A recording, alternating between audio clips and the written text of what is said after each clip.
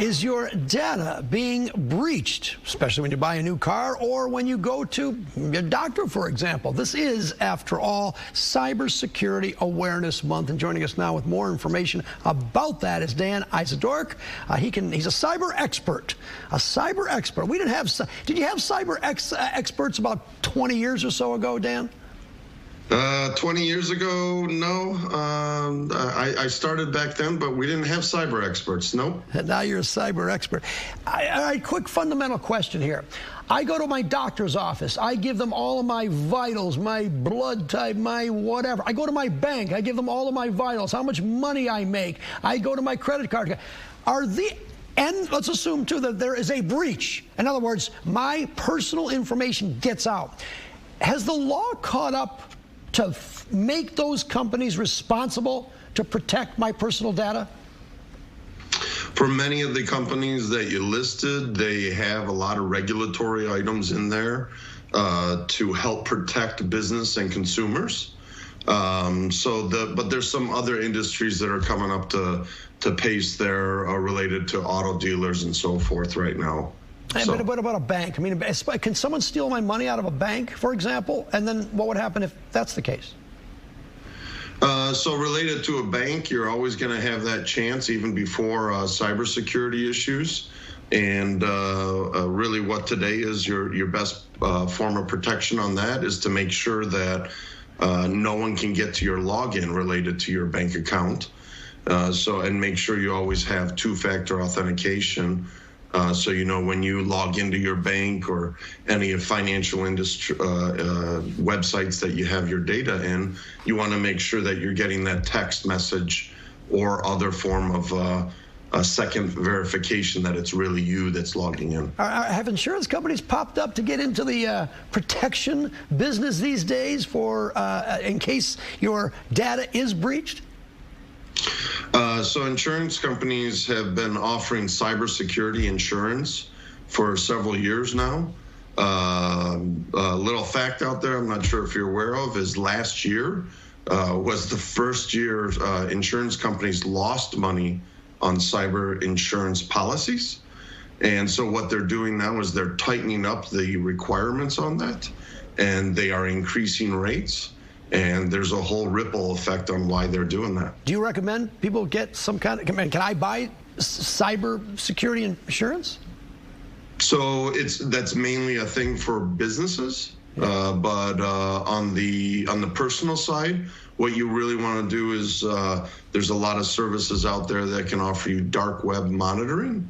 And what that'll do is let you know if your data is out in the wild and people can buy it to get into, like you said, your original concern was, hey, can somebody get into my accounts? Well, that's one form of how they do that. Dan, I know you want to talk about auto dealerships, and I understand that the law, the FTC has done some regulations with that area, but if I go and buy a car, what has the law changed with regard to auto dealerships and buying cars, for which people aren't buying too many cars these days? Not too many cars around, but nevertheless, what's the change there? Oh, they're still buying cars, all right? They're still buying used cars because those are around. Yes. Yeah, those are available. But to your point, what they're doing today is they're treating auto dealers now. The FTC is treating them more like a financial industry, and which they've always been, but really putting more stipulations on it, where those auto dealers have to protect your data to a next level, so you avoid that data leakage, which you kind of touched on earlier. Is that a good thing? I think for protecting the data of the people that are giving you money, I think that is a good thing for any business. What's your job anyway? Do I hire you? Do businesses hire? What do you do for a living, Dan? I'm trying to get a grip around what you actually do. I own a company called Intelligent Technical Solutions, and been doing this business since I was 16 years old. And what we do is we manage all the IT for 600 companies across the nation. And so when you manage it, and how often do you, one of your 600 companies, how often do they get hacked? So the beautiful thing about the layered approach of security that we put in, we haven't had any clients that have been hacked if we put in our layered security approach. It's been something that we've put in place for about 7 to 8 years, and has worked very well. Didn't good pitch for your company there? That's great. Didn't Twitter get hacked? People get hacked they get hacked all the time.